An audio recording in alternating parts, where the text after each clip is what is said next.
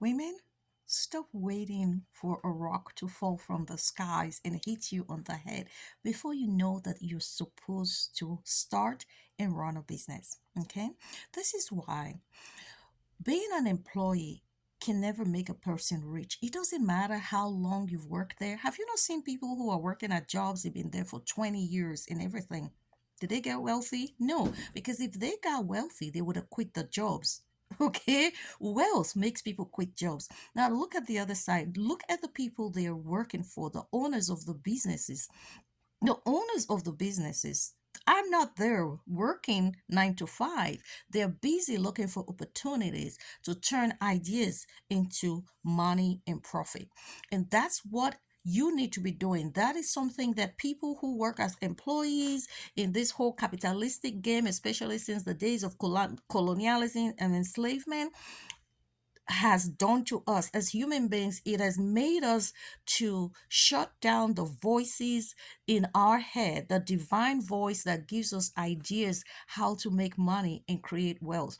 See, the scripture says, it says, it is God that gives me the power to create wealth. But what's that power? People think it's going to work 9 to 5, right? There's nothing wrong with going to work. No, that translation power is a little bit confusing. Literally, what it means is ability. God gives me the ability to generate wealth. And what that ability is creativity. And what is really creativity is ideas. You see something, you know how to turn it into something that makes money. And a lot of women, a lot of you are sitting on $1 million ideas. And I just want to be clear, $1 million idea starts with 1 cent. It starts with you being willing to take a step and turn that idea into business. So, what I'm challenging you all women today is, do you have a business or businesses? And if you don't have one, you need to start one. You need to start one so that you can climb out of poverty. Women are the poorest group of people because women come to support men to go make money, but the men don't consider women to be partners of that money. You see the problem? You can work to support a man to become rich, but it's always the man's money. You still have to hold out your hand for him to give you a percentage of that money. And despite the fact that you're providing all the nurture, all the care so that he can go make the money, he can decide, get out of my house. I'm not giving you money. And those of you who live in African countries, you know that when that man dies, his family is going to show up and say, get out, and they're going to take those properties that you gave your husband peace and love and support and spiritual energy to go create. You were even giving ideas to your husband to go and create, but you yourself, you weren't creating. So hey, let's stop this cycle of poverty. Let's get encouraged. This is why I'm coming out with my prayer journal, to help women to have confidence. You must develop the confidence to run with your ideas, confidence to stop dismissing that voice of God that's trying to give you an idea that you can turn into money. Okay, you must be able to turn your idea into money, no matter how small the idea is.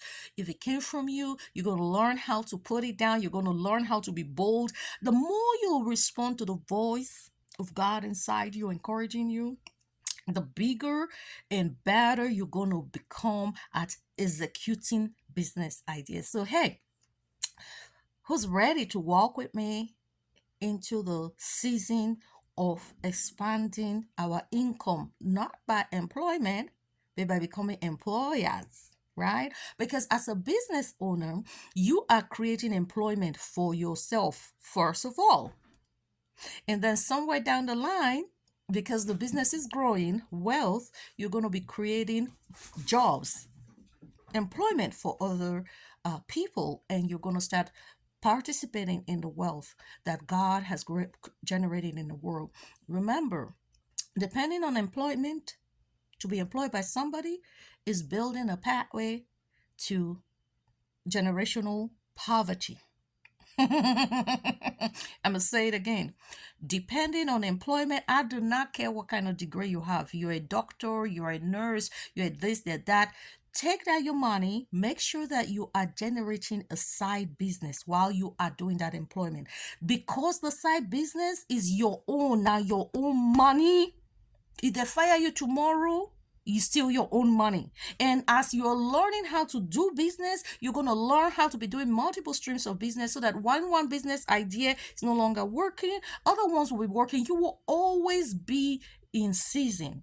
You will always be in season, meaning you will always be making money. You will not be living from paycheck to paycheck because you're depending on one paycheck. Neither will you have to be working two, three jobs, okay, just to earn paychecks that are not enough to still carry your household. So are you hearing me? Whoever you are, PhD, BSc, RA, LLB, MD, whatever your degree is, and those who don't have degrees, you can do businesses. So let's come together. Make sure you're ready to buy that book. I'm gonna make it real cheap when it comes out. Sign up, drop I want that book in the comment, and I'll be sure to make sure that the first few people who do it, you're gonna get a link from me to be able to buy the book at a discount before it goes to the full price. Okay, so like this video, share it, and connect with me. Women, let's change our economic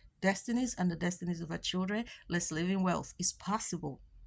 That's God's will for everybody. Okay, have a wonderful week.